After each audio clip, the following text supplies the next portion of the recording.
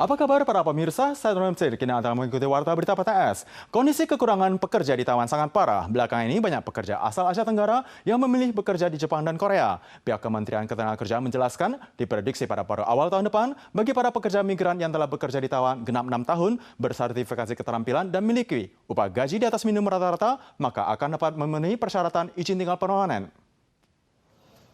MOL per November kembali mengizinkan PMI datang ke Taiwan, namun kebutuhan dalam negeri masih sangat besar, ditambah dengan persaingan dari pihak Jepang dan Korea yang merekrut PMA dengan upah gaji yang lebih tinggi menarik minat PMA asal Asia Tenggara. MOL kembali mengajukan program baru, berharap dapat mempertahankan PMA yang berpotensi dan mampu berbahasa Mandarin.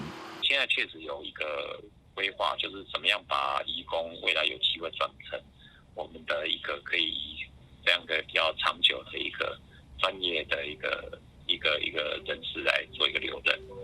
Sebelumnya karena adanya batasan waktu bekerja bagi PMA, maka tidak dapat mengubah status menjadi imigran. Berkat perencanaan dari MOL, maka PMA yang telah bekerja di Taiwan selama 6 tahun dan bersertifikasi keterampilan memiliki upah yang lebih tinggi dari upah minimum rata-rata setelah mendapatkan pengesahan dari MOL dapat mengajukan perubahan status menjadi ARC permanen. Selain itu, dapat turut menikmati dana pensiun.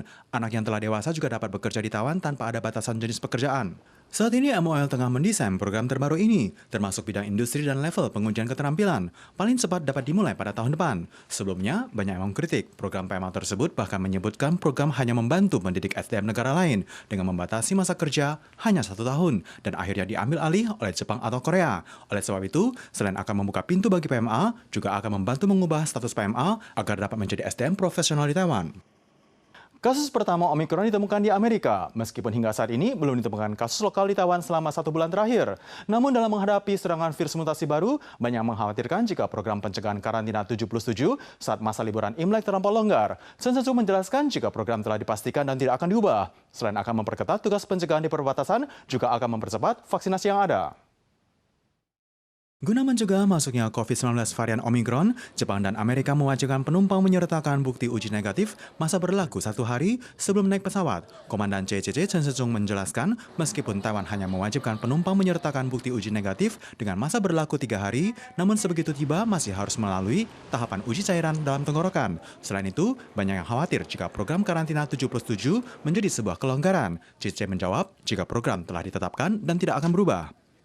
Chen Shizong menegaskan selain pengawasan di perbatasan, juga akan meningkatkan cakupan vaksinasi dosis kedua, yang kini telah mencapai 56,8%. Selain jumlah pasokan vaksin yang mencukupi, masih terdapat pasokan vaksin yang belum diperiksa. Total jumlahnya puluhan juta dosis vaksin. Selain itu, di Amerika didapati kasus pertama Omikron, di mana pasien sempat mendapatkan vaksin lengkap dan belum mendapatkan vaksin booster. Yang sempat berkunjung ke Afrika Selatan, dinyatakan positif 29 November dan bergejala ringan. Setelah 20 tahun beroperasi, perusahaan bus antar kota Aloha mengumumkan kini hanya tersisa 2 jalur perjalanan bus, yakni Taipei Kaohsiung dan Taipei Chiayi. Akibat dampak pandemi, bus Aloha akan berhenti beroperasi total per tanggal 14 Desember. Pihak instansi pengawas lalu lintas Kaohsiung juga telah membenarkan informasi yang ada dan menyebutkan jika besok pihak perusahaan akan menggelar rapat direksi dan mengambil keputusan final. Banyak penumpang yang tersengang mendengar berita penutupan pelayanan bus Aloha. Terlihat orang tua yang baru saja turun dari bus. Ada staf yang membantu mengangkat kopernya. Pelayanan yang ramah akan menjadi memori indah bagi para penumpang bus Aloha. Tersiar kabar bahwa bus Aloha akan berhenti beroperasi setelah 23 tahun per tanggal 14 Desember. 1 Desember diumumkan hanya tersisa 2 jalur pelayanan, yakni Taipei Kaohsiung dan Taipei Chiayi. 很可惜啊，对啊，我不知道以后何去何从。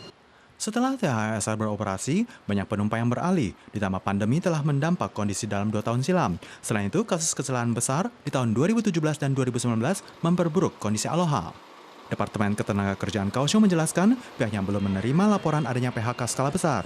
Namun instansi pengawas lalu lintas di Kaohsiung mengkonfirmasikan informasi tersebut dan menyebutkan pengelola akan menggelar rapat direksi pada tanggal 3 dan baru benar-benar akan memastikan kelanjutan pengoperasian bus. Namun hal ini tentu telah memastikan jika karyawan Aloha tidak dapat melewati tahun baru dengan hati yang senang. Para pemirsa sekalian, sekian Warta Berita dari PTS. Selanjutnya mari kita saksikan pameran Lady Diana. Kita susul lagi di pekan depan, tentu saja dalam waktu dan acara yang sama. Sampai jumpa.